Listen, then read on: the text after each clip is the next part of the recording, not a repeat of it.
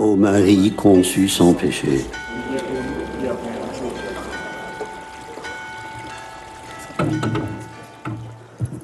Homme de peu de foi, a dit Jésus à Pierre en lui faisant reproche d'avoir douté. Femme, grande est ta foi, dit-il à la Cananéenne venue l'implorer de guérir sa fille. D'un côté, Jésus prend acte de la foi vacillante des siens. De l'autre, il ne cache pas son admiration devant la foi spontanée d'une étrangère, venue d'une terre païenne et idolâtre. Dans les deux cas, il secourt. Frères et sœurs, entre ces deux épisodes, l'opposition serait-elle entre le quantum de foi du disciple et celui de la Cananéenne? Mais qui pourrait le mesurer, sur quel peson? Voyons-la plutôt entre peuple choisi et salut offert à toutes les nations. Une tension qui traverse toute la Bible et qui, de nos jours, n'est peut-être pas entièrement retombée. Un peuple élu est-il compatible avec la miséricorde universelle du Créateur?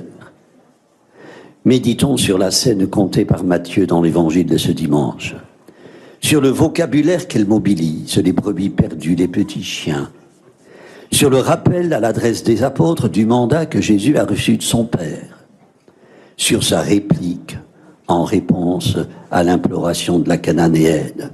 Il n'est pas bien de prendre le pain des enfants et de le donner aux petits chiens. L'actualité nous offre des exemples où de ce lexique remonte d'inquiétants remucles. La Cananéenne est pathétique dans son imploration. Le prophète Isaïe, c'est la première lecture de ce jour, nous a cheminé vers l'intégration confiante du non élu. Le culte, annonçait-il, un jour sera accessible aux étrangers et le temple appelé maison de prière pour tous les peuples. À l'époque de Jésus, il n'en est rien encore. D'autre part, que sait-on de la Cananéenne? N'est-elle pas de ces étrangers qui se sont attachés au service du Seigneur pour l'honorer, pour aimer son nom, comme écrit encore Isaïe? Quel esprit lui inspire la riposte sans retour qu'elle expédie à Jésus? Les petits chiens mangent les miettes qui tombent de la table de leur maître.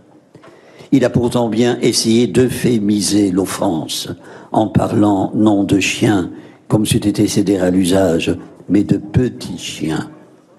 Serait-il prisonnier de sa mission? N'est-ce pas lui qui, le jour de la Pentecôte, annoncera que le salut est proposé à toutes les nations? Saint Augustin nous éclaire.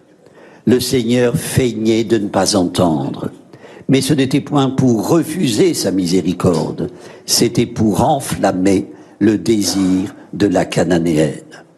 Jésus Sauveur n'a jamais fait la sourde oreille. Enflammer le désir d'intrépidité pour implorer. Frères et sœurs, quelle audacieuse bravoure, quelle absence d'hésitation pour franchir tous les cordons de la loi, quelle démarche hardie pour briser les tabous. Un auteur spirituel disait que le Seigneur n'a pas rassemblé son peuple pour le laisser piétiner dans un enclos de bêtes à l'engrais. La Cananéenne ne piétine pas dans la gadoue. Elle se s'est tenue à l'écart du peuple élu, mais ne s'incline pas en s'entendant dire par Jésus, il n'est pas bien de prendre le pain des enfants et de le jeter aux petits chiens. C'est la doxa. D'un côté les élus, les privilégiés d'Israël, de l'autre les chiens, grands ou petits. La Cananéenne n'est pas vindicative, elle implore seulement, elle n'exige rien, supplie que Jésus puise dans sa miséricorde, dans son amour, qu'il prenne compassion de sa misère.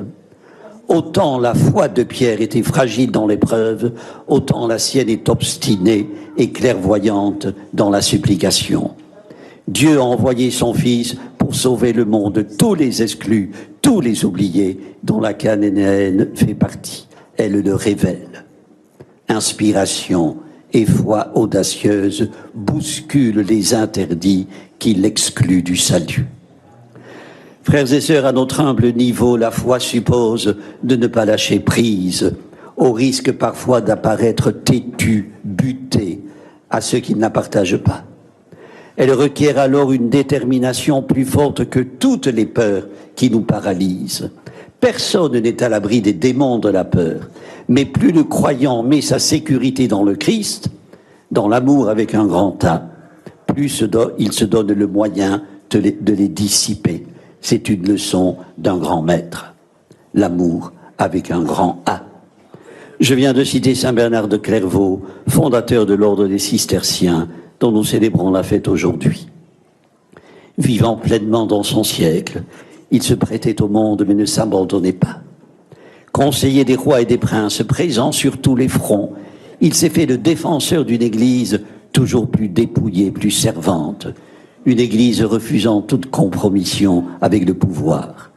Où Saint Bernard trouvait-il son ardeur apostolique? Dans les entrailles du Sauveur, répondait-il, parce qu'elles sont toutes pleines d'amour, ce qu'a fait la Cananéenne. Frères et sœurs, les plus extraordinaires expressions de la foi viennent de personnes chez qui nul n'aurait parié les entendre. Elles laissent bouche bée les disciples. Pas un mot après que Jésus a dit son émerveillement devant la foi de cette femme. Une foi qui va au-delà des apparences, des obscurités, des adversités, une foi capable de vaincre le silence de Dieu. Ton désir, c'est ta prière, disait saint Augustin. Frères et sœurs, que l'exemple de la Cananéenne et le témoignage de saint Bernard ouvrent notre cœur au dialogue avec le Seigneur dans la prière. Il sera par là même ouvert avec nos frères et sœurs. Ne cessons pas de désirer pour nous, mais aussi pour les autres. Dieu écoute avec amour, même s'il observe un temps de silence. Amen. Amen. Prions le Seigneur.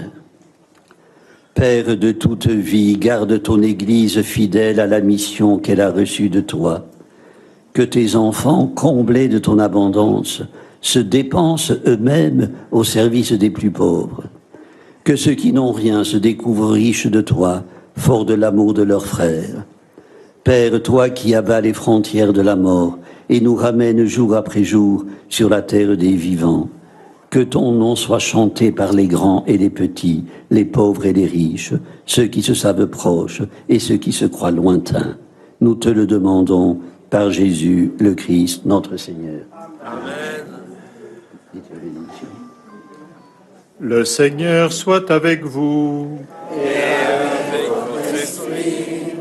Et que Dieu Tout-Puissant vous bénisse et vous garde, le Père, le Fils et le Saint-Esprit. Amen. Bénissons le Seigneur. Nous rendons grâce à Dieu. Notre-Dame de Lourdes, Priez pour nous. Saint Bernard, Priez pour nous. Sainte Bernadette, Priez pour nous. ô Marie conçue sans péché, Priez pour nous qui avons recours à vous.